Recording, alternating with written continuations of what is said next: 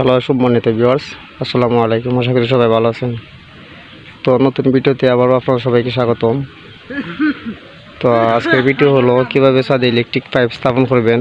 যদি আপনারা যে কনসিল ছাদ হয় তো কিভাবে পাইপগুলা ছাদের মধ্যে স্থাপন করতে হয়, তো সম্পূর্ণ ভিডিও অবশ্যই দেখলে বুঝতে পারবেন কীভাবে স্থাপন করতে হয়। তো দেখতে পাচ্ছেন আমি একটা বিল্ডিং, পুরা বিল্ডিংয়ের মাঝে আমি ইলেকট্রিক পাইপ স্থাপন করছি। কি পাচ্ছেন তো কীভাবে বিম স্থাপন করছি, এটা কনচিল বিম, সবগুলো দেখতে পাচ্ছেন কনচিল বিম। তো বিল্ডিংটি হলো কনচিল বিমের। তো কীভাবে ছাদের মধ্যে পাইপ স্থাপন করতে সম্পূর্ণ ভিডিও দেখবেন ও বুঝবেন। আর যদি ভালো লাগে আমার চ্যানেল সাবস্ক্রাইব করে রাখবেন, আর ভিডিওটা না টেনে দেখার জন্য অনুরোধ রইল। তো প্রথমত দেখতে পাচ্ছেন আমি যে মধ্যখানের মাঝে আমি একটা রুম আমি মেজারমেন্ট করছি। তো মেজারমেন্ট করার পর ওদিকে আমি মেজারমেন্ট করছি। তো মেজারমেন্ট করার পর যে আমি একটা দেখতে পাচ্ছেন আমি সাইড মুখে একটা সার্কুলার বক্স ফেলাইছি। তো সার্কুলার বক্স ফেলানোর পর দেখতে পাচ্ছেন আমি এদিকে একটা লাইন নিছি, এদিকে একটা লাইন নিছি, আমি সাইড মুখে লাইন দিয়েছি। তো আপনারা চাইলে এখানে মাঝে আপনারা যদি চান তাহলে মধ্যখানো ছোটো রুমগুলো হইলে মধ্যখানো ফ্যান বক্সও দিতে পারেন। তো আমার ফ্যান বক্স আমি দিছি না, আমি সার্কুলার বক্স দিছি। দেওয়ার পর দেখতে পাচ্ছেন আমি কেন ফ্যানের রড উক দিয়ে দিছি কাগজ দিয়ে তোলে। তো কনসিল বিম বলে কীভাবে ফ্যান রাখতে হয় বিমের মাঝে, তো আপনারা দেখবেন গুরুত্বপূর্ণ ভিডিও। তো ভিউয়ার্স দেখতে পাচ্ছেন যে এখানে মাঝে আমি দুইটা ফ্যান রাখছি, একটা হলো আমার এদিকের ফাইভের এদিকের, আর একটা হলো এদিকের। দেখতো তো বিম যে যেখানে বান্ধা হয়েছে এখানে মাঝে আমি দুয়াটা এখানেও রাখছি। তো এখানেও রাখছি যাতে আমার সমান দিকে সমানভাবে এখানেও রাখছি, যাতে মানে আমি যখন গাঁথনি উঠবো, যে এই দিকের মাঝে গাঁথনি উঠবো, তারপর যাতে আমার গাঁথনির বরাবর হয় ফ্যানগুলা। দেখতে পাচ্ছেন আমি সবগুলা কাজ কি সিস্টেমে করছি।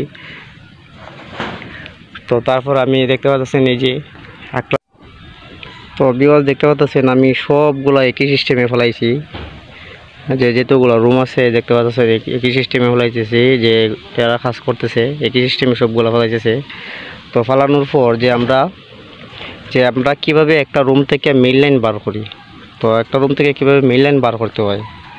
তো যেমন ধরতে পারতেছেন যে আমার এখানে একটা সিঁড়ি আছে, তো এই পার্টের আলাদা এই পার্টের আলাদা। তাহলে আমরা প্রত্যেক বিম থেকে, যেমন ধরেন এখানে একটা আছে না, যে প্রত্যেক বিমের যে আমরা কনসিল বিমের যে পাইপগুলো দিছি এই পাইপ থেকে আমরা নিয়ে একটা আমরা সিঁড়ির দ্বারও নিয়ে নেব, যে সিঁড়ির দ্বার আছে না, সিঁড়ির দ্বার আমরা ফেলাইয়ে নেব। তো আমরা প্রত্যেকটা রুম থেকে আমরা একই সিস্টেমে ফেলাইয়ে নেব, যে মেইন লাইনটা আমরা একইভাবে ফেলাইয়ে নেব, ডাইরেক্ট প্রত্যেক রুম থেকে একটা একটা করে নিয়ে ফেলাই নেব।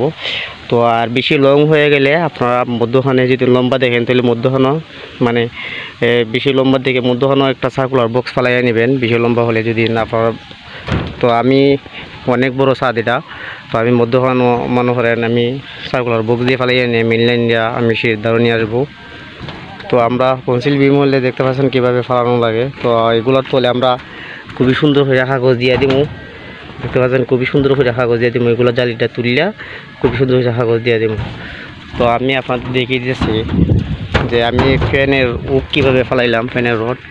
তো দেখতে পাচ্ছেন ফ্যানের রডটা যখন তেরা হয়, তেরার পর আমি যে কাগজ মুড়াইয়া নিছি, প্রথমত কাগজ মুড়াইয়া নিয়ে যে জালিটা আছে, রডের জালিটা আছে, রডের জালিটা দিকে বাড়ি দিছি, মানে এদিকে ঢুকাই নিয়ে এদিকে বাড়ি দিছি। দেওয়ার পর আমার জাম হয়ে গেছে, দেখতে পাচ্ছেন অনেক জাম হয়ে গেছে। তো যখন সারা দিনটা সারা হবে তো আমার কাগজটা দেখা যাবে, দেখার পর এই রডগুলো দিয়ে আবার সোজা করে নেবে। তো আমরা প্রত্যেকটা মানে বক্সের মাঝেও আমরা এইভাবে কাগজ দিয়ে নিব, মানে ছোটো হইয়া কাগজ দিয়ে নিব, মানে একটু জালিটা তুলিয়া। তো প্রতিটা কাজ আমরা একই সিস্টেমে করি। তো মানে আমার চ্যানেলের মাঝে অন্যান্য ভিডিও আছে যে ছাদ পাইপ কীভাবে স্থাপন করতে হয়, মানে বিমের যেগুলো আছে ছাদ, এগুলো চাইলে দেখতে পারেন। তো এটি হলো কনসিল বিম, আমি অনেকদিন পরে একটা কনসিল বিমের কাজ করছি ছাদের মাঝে।